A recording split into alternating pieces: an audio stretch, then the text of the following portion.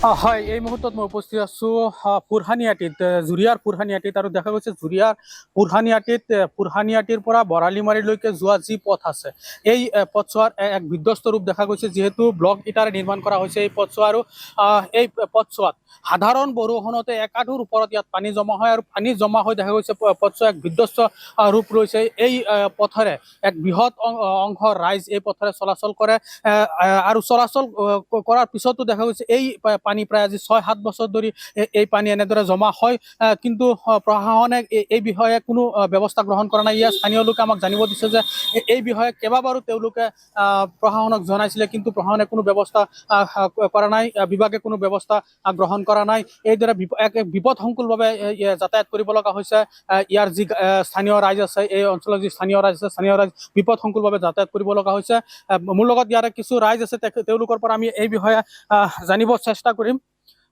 হয়, কি ক'ব, এই পথছোৱা যিহেতু পানী জমা হৈ থাকে, কিমান দিন হৈছে এনেকুৱা অৱস্থা? এনেকুৱা প্ৰতি বছৰে এনেকুৱা হৈ থাকে, মানে সাধাৰণ বৰষুণতে তেনেকুৱা পানী জমে? সাধাৰণ বৰষুণ দিলেই পানী জমি যায় ইয়াত।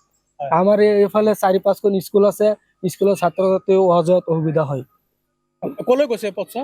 এইটো পথটো ডুমডুমীয়া ডিং মুৰিয়াবাৰীলৈ গৈছে, বোলে ববলী গাড়ী হৈ।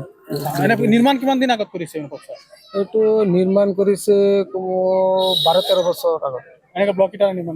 ব্লক ইটাৰে। তাৰপিছত পানী জমা হয়, আপোনালোকে কাৰোবাক জনাইছে নেকি এই বিষয়ে? এইটো জনাইছো, কিন্তু কাম নকৰে। এনেকৈ মাটি পেলাব লাগে, তাত নেপেলাই। কিহৰ কাৰণে পানী জমা হয়, কি বুলি ক'ব? এইটো বৰষুণৰ কাৰণে। বৰষুণৰ কাৰণে পানী ওলাই যাব নোৱাৰে? পানী ওলাই যাব নোৱাৰে, ইফালে বান আছে, ইফালে বান আছে, সেইকাৰণে। মানে ওখ বানৰ কাৰণে পানী ওলাই যাব নোৱাৰে? চৰকাৰক কি আহ্বান জনাব? চৰকাৰ যাতে গৈ ৰাস্তাটো আমাৰ হ'ব লাগে, এনেকুৱা পানীটো যাতে আঁতৰ হ'ব লাগে। পানী জমা হৈ ৰাস্তাটো বেয়া হৈ গৈছে? বেয়া হৈ গৈছে।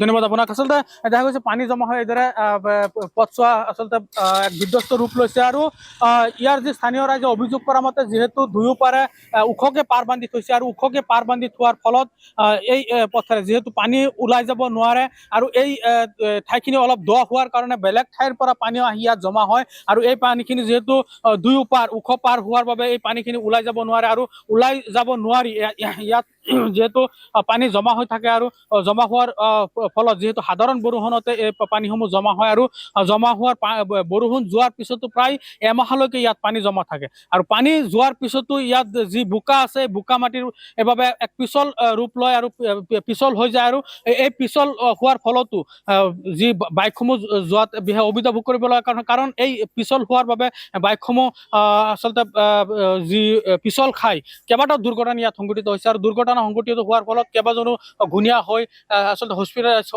হ'ব লগা হৈছে, যাৰ বাবে ইয়াৰ স্থানীয় ৰাইজে চৰকাৰ প্ৰশাসনক আহ্বান জনাইছে যাতে ইয়াৰ এটা উচিত ব্যৱস্থা কৰি ইয়াৰ যি পানী আছে, পানী নিষ্কাশন কৰাৰ এটা ব্যৱস্থা কৰি দি, আৰু পথছোৱা যি বিধ্বস্ত ৰূপ লৈছে, এই বিধ্বস্ত ৰূপ সমূহ আচলতে মেৰামতি কৰি দি যোগাযোগৰ এটা চলাচলৰ এটা সুচল ব্যৱস্থা কৰি দিবৰ কাৰণে ইয়াৰ স্থানীয় ৰাইজে আহ্বান জনাইছে।